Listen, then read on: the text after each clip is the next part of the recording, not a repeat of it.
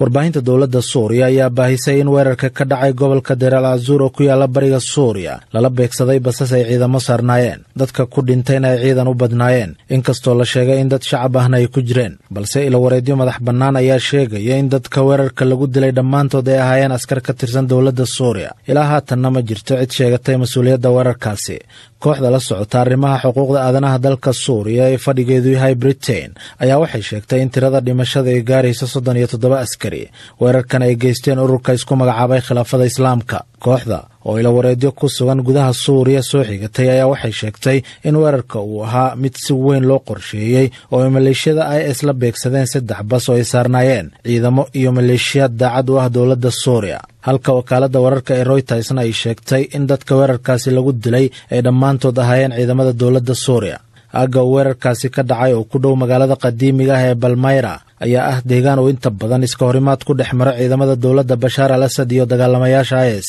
sanadkii 2014 IS ayaa gacanta ku haysay dhul masaafadiisu gaarayso 8,080 oo kiiloomitir oo isku wareeg ah oo ku teedsan galbeedka Suuriya ilaa iyo bariga Ciraaq kadib dagaal 5 sanadood socday maleeshiyad garab ka helay Mareykanka iyo xulafadiisa ayaa waxay ku guuleysteen inay dhulka IS ay haystaan ay dib u qabsadaan bishii Maarso ee sanadkii 2019 ururka isku magacaabay dawladda islaamka ayaa ku dhawaaqay in looga guuleystay Suuriya iyo Ciraaq hase yeeshee weli waxay joogaan oo ay saameyn ku leeyihiin qaybo ka mid ah dalka Suuriya oo uu dagaal sokeeye daashaday tan iyo sanadka markuu ahaa 2011 ururka ayaa sidoo kale sheegay in haddii la xaqiijiyo in weerarkan ay ka dambeeyeen Daesh uu noqon doono weerarkii ugu dhimashada badnaa ee sanadkan ay fuliyaan kooxda IS.